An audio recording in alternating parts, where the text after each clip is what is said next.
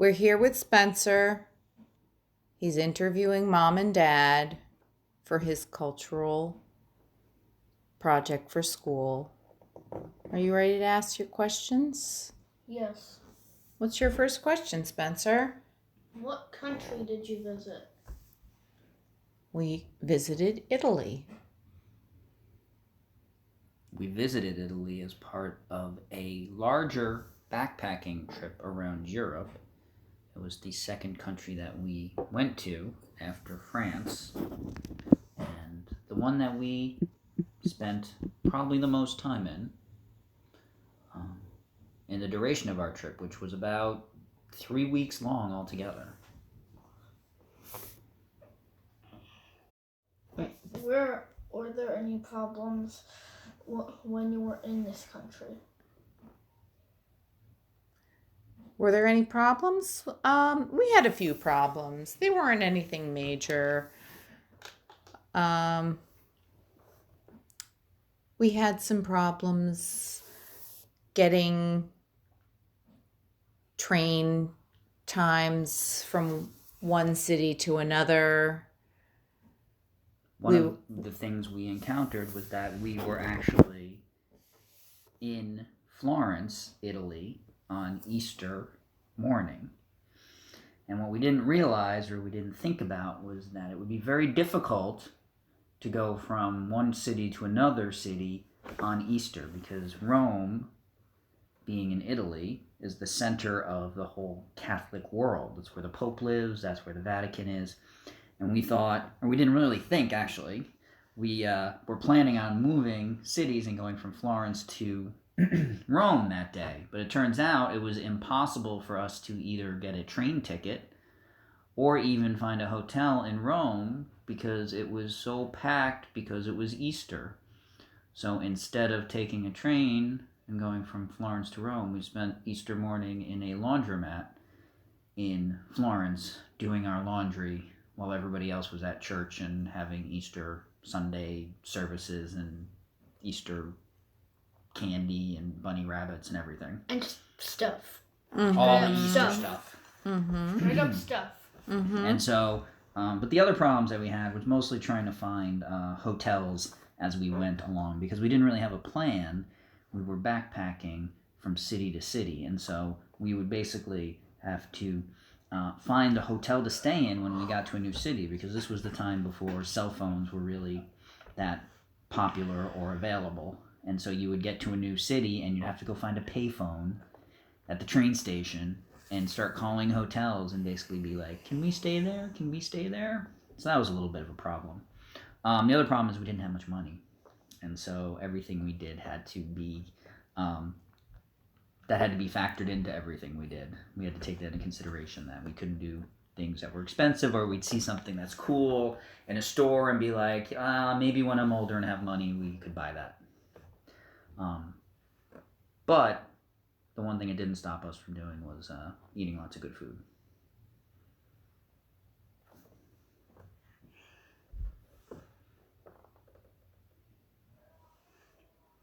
What did you see in this country? We saw so many amazing things. We were in 5 different cities. We started in Milan. We went to Florence, Rome, Pisa, and Venice. And we saw the most incredible pieces of art you can imagine. We saw the Statue of David. We saw the Leaning Tower of Pisa. We saw the Colosseum in Rome. We saw the Pietà. We saw the Vatican. We saw the Vatican. St. Peter's Basilica. We saw the Duomo in Florence, which is a monstrous church built hundreds of years ago, over hundreds of years. We saw Leonardo da Vinci's famous painting inside the Vatican. We saw the Sistine Chapel, the actual Sistine Chapel, not the one on the Spaceship Earth ride that Michelangelo painted the ceiling of. with the famous painting of God reaching out to man with the finger. You've seen that, right? Mm-hmm. Yes, That's many where. times. That's Yeah, where it is. that's It's where it painted on the is. ceiling, Painting and on the ceiling inside the Sistine Chapel. And the Sistine Chapel's kind of funny because everything's on the ceiling, and so everyone's in there walking around like with this, their necks. bouncing into Everybody. each other. Oh yeah. Looking up. It's kind of funny. We saw the canals in Venice. And the gondoliers with their gondolas, which are the big canal boats that people And their fancy shirts. push around, and sometimes they sing while they're doing it. So we saw a whole lot. It's hard to even remember. There's probably things that we've forgotten. And there's a famous bridge in Venice where it's full of people selling jewelry. Where did you stay in this country? A lot of not the fanciest hotels, nothing that was like dirty or grungy, but you know, we didn't have a lot of money. We were traveling with our friend Brian, and lucky for us, for some reason, it was easy to find a decent hotel for 3 people. So we stayed in what they called 1-star hotels throughout Italy for not a lot of money. And at that time, this was 1998, they did not have the euro yet, so we were traveling on the lira. Mm-hmm. And we were able to make our money go a bit further. Yes. Because it was pretty cheap. Yes, the other problem, which was a larger problem on the trip, is that every country we went to had a different currency. We would have to change our money from one kind of money to another kind of money. So that's the other first thing you have to do when you get into a new country. Now they have what's called the euro, which is a single currency throughout the European Union, throughout Europe. But then they hadn't put the euro in yet. So when you went from France to Italy, you had to change all your money from francs to lira. And as you went on, that each country you had to do that again. And it was hard to keep track and hard to remember from country to country what things were worth, because they're not all valued. You had to translate the money in your head from country to country. In one country, a McDonald's meal might be 10 francs, but then you go to Italy and now it's 3,000 lira. And you're like, I can't keep track because it's really difficult to understand how the money keeps changing from country to country. If you kept on thinking about dollars, just $3,000 for a McDonald's meal is overwhelming. Well, we weren't even thinking about things in dollars. We were thinking about things in British pounds because we were living in London at the time. So I had been living in London, so dollars didn't mean anything to us either. All of our money... We were thinking about things in pounds. So it was pounds to francs to lira to marks to all the different countries had different money. Mm-hmm. And you were like, oh my goodness, how do I keep track of this and understand it? Mm-hmm. And I think upstairs still somewhere I might have a little pile of the coins left over. They were from all the different countries, the change. Yeah, I do. That we ended up with. But it was a challenge to do that, trying to find places to stay. They were the kind of hotels where the bathroom wouldn't necessarily be in your room. It would be might be in the hallway and shared with other people. That kind of hotel. Not all of them. No, there were some decently nice places, but there were a couple that were a little shady too. Why did you decide to go? Well, we both love to travel. We both love the idea of a new experience and adventure. And because we were going to school in London, we were already most of the way there. So to travel from London right into the continent of Europe and then to get to the different countries via train was pretty simple. And the way the school is set up in England is that at the end of March, beginning of April, is when the classes actually end. And then they had a month-long, what they called reading period. And that period was meant for you to study and start work on your final papers and things like that. But what a lot of people did is they went off and traveled for a month. and then came back and finished their work. So we were there, and we're like, we have this reading period to go travel. We have to go do this. We're here. Yeah, a lot of our friends were doing the same things that we were doing. Yes, they were. And it was just something to do. And the thing to understand is in Europe, and Italy is a big part of this, they actually, their train system is really great. So you can get from city to city without ever needing a car or anything else. And one of the coolest things is in Italy, we actually rode one of their bullet trains that went like 180 miles an hour. Mm-hmm. And it was beautiful. It was awesome. Yeah, it was an overnight train. We slept on it. But that's why, because we really wanted to see the country. I had a history. I had a interest in the history of Rome. I was actually studying in school at the time Roman history and Latin. I actually have a minor in classical studies, which means I have a minor degree in studying things like ancient Rome. So I wanted to go see Rome and see the source material in the original place. Plus, it's where my family is from. Italy is where our grandparents, my grandparents, your great-grandparents were born and grew up. And so I wanted to experience some of that culture and see it firsthand. Now, we didn't get to go all the way up into the mountains in Tyrol where our family lived, but we got close by going to Milan, which is the closest large city to that area. But to get a feeling for, Italy and Italian life and food and everything.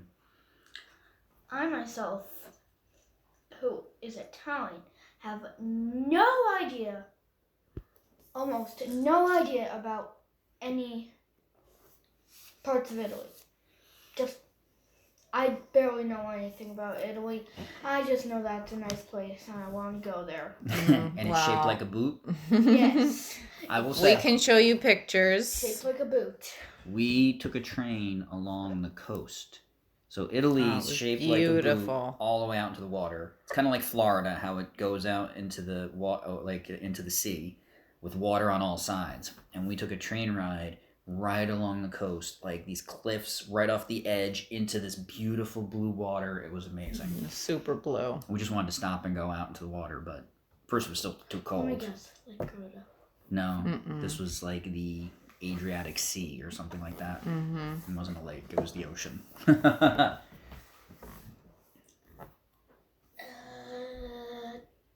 Did you meet any people while you were there?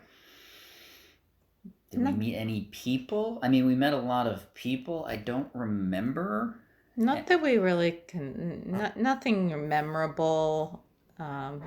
Some funny things. When we were at the Colosseum, there were people that were in funny costumes dressed up. Like Roman gladiators. Yes. For you to take pictures with.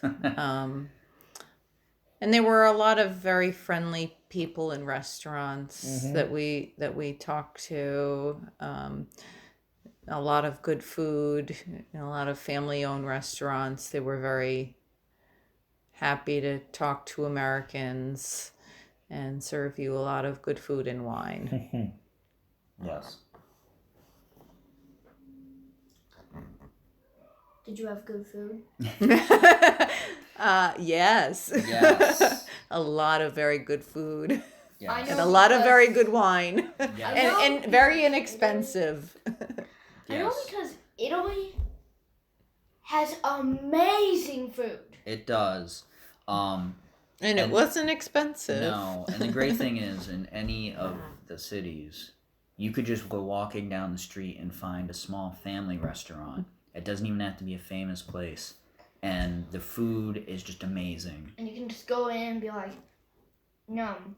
And it would be like maybe $10 American money for dinner and wine and, and dessert maybe. It wasn't expensive. I remember in Florence one time we did walk into one random place and got like these big bowls of pasta and a big jug of wine, and then people came in and tried to sell us flowers at the table. There was a tiny place in Pisa where we just had carafes and they just kept refilling. Yes, which was dangerous. But one of my favorite things in Italy is the gelato stands. Yes, a So, lot of really everywhere. good gelato So you know on how the street. gelato, which is similar to ice cream, but it's a little different. Yes. They would have in every city, all over the place, these gelato stands, which would have like 30 different flavors of gelato. Like you couldn't even choose which one, and it was so good. Like everywhere we went, had to keep getting gelato everywhere. Even if it was cold out, I didn't care. I'm like, I need that chocolate gelato. I need that, Pistachio. Yeah. And I loved it. Good stuff. So yes, on the good food. And strong coffee. Italy's famous for its strong coffee. Espresso and cappuccino are from Italy. I'm just gonna leave this one out because it's just like. Okay, you ask the questions you think are appropriate. Okay, because this one is. Okay. You all. We've already answered. Yes. Okay. Basically. What did you do there? Well, we walked a lot. Most of the time. Yeah. So our goal in going to every one of these cities. So here's another thing. Because there weren't smartphones or cell phones, there was internet, but there weren't things in your pocket that you could carry and keep track of. We actually had to buy a book. A crazy idea. A book that had listings of all the famous attractions, their addresses, hints on how to get around each city, all of that. And so at night we would study this book and we'd pass it around because we had one copy. And we'd identify the things that we wanted to see or do in each city. And then try to make a plan based on like the map of the subways or the buses or how far we could walk, because we walked a lot. We walked a lot. And then map out, all right, today we're going to go to the Colosseum, and then we're going to go to the ruins, and then we're going to go to the Pantheon, and then we're going to go, or the Parthenon. Pantheon's in Rome, Parthenon's in Greece. Mm-hmm. Very confusing. And so that's our goal, though. Or today we'll go to the Vatican and walk all the way around it, which we did. That wasn't part of our plan. It just happened that way. Because we made a wrong turn and realized it's a big circle and we're just going to keep walking. And by the end, we got back to the front gate of the Vatican, which was really only one entrance. And by the time we were done, we could say, hey, we walked around an entire country. That is very, very small, and it's in a city. Yes, I would probably size Vatican City as like the Magic Kingdom. So you know when you ride the train all around the outside of it, the Magic Kingdom, it was kind of like that. The size. But it's its own country technically. That's pretty funny. And so that's what we did. We ate food, but like every city in Italy that we went to would have, if not, one or two famous things, but many famous things. If they were museums with famous paintings by Renaissance masters like Michelangelo, Raphael, all the Ninja Turtles, Leonardo da Vinci, all those guys are... It's funny to call them Ninja Yes, Turtles. but that's what they are. And those guys were all Renaissance painters. Because they're named after them. Yes. So that was our goal in seeing these things and experiencing them. So that's what we did. We walked a whole lot. In fact, the pair of shoes I wore by the end of the trip had like fallen apart because they had ripped open on the side because we'd walked so much. That's the other thing. I should have brought two pairs of shoes. I only have one pair of shoes. It's probably the most simplest question. The most simplest question. Did you enjoy it? We definitely enjoyed it. Yes, it was an amazing time. It was an experience I wouldn't trade for anything. I, ever since then, have wanted to go back in the worst way, just to see these places again, to experience it, to have another Italian gelato or espresso, and maybe go up to the mountains and visit the Ferlettis who live there. At the time, we said we can't wait to go back when we have more money. Yes. Yeah, same here. Except for one thing. I've never been there. Well, we do have to change that. You will. You will definitely go there. Maybe some Italian lessons first. Okay. This is the last question. Okay. Were there any nice shows that you saw? No, we did not do any shows there. So, Yeah. That well, wasn't the objective of this trip. Although This we was- might have seen like shows of like street performers and things. And there was one fountain, it's a world famous fountain in Rome, that does a water show at it. I can't. The Uffizi? No, that's the museum. No, that's the museum. Do you remember what I'm talking about though? Yeah. There's very famous fountains in Rome, so that could almost count as a show. Besides that, there were the fake gladiators outside of Colosseum taking pictures with people, and all of the cats that live in the Colosseum. There were a lot of stray cats sunning themselves at the Colosseum. They all live inside this ancient There's a lot of stray Roman- cats in Rome. Roman That makes me stadium. happy Wow. and sad. Well, It was a little the- surprising. I was like, oh. A lot of cats. Yes, there's a lot of cats. Yes. But no, we didn't get to go to any like plays or anything like that. It would be interesting. But we did in London. Yes. We did in London, and we saw lots of plays when we were in London. Mm-hmm. So, but not when we were in Italy. Mm-mm. So do you have any more questions there, bud? Like I said, last question. Last question. That was the Okay. last one. Well, is there anything else that's popped into your mind that you might want to ask or be interested about? Has this helped you gain a better knowledge of Italian cultural experience? Yep. Yeah. Okay. So you want to know one more funny story? What? We were traveling with our friend Brian, and all of us realized that we didn't have many clothes, including socks and shoes. And we were frequently stuck together on trains. Oh.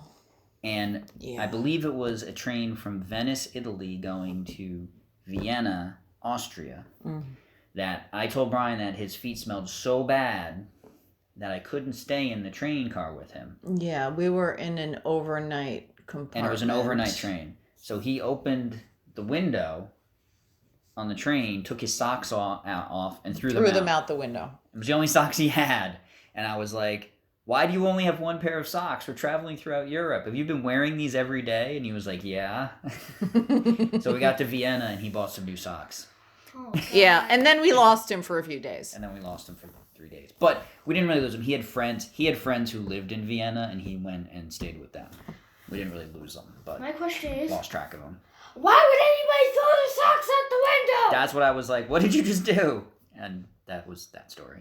Yeah. It smelled really bad though. Anyway. We'd been rained on a lot. Anyway, we had a great time. Italy is an amazing country. Yes. It's full of a lot of history and culture And good food. and good food. And fruettis. And I'm pretty sure this is going to be the longest interview out of my entire grade. Well, it was worth it. It's 20, Well, thanks for participating. 23 minutes long. Thus concludes our interview. See ya.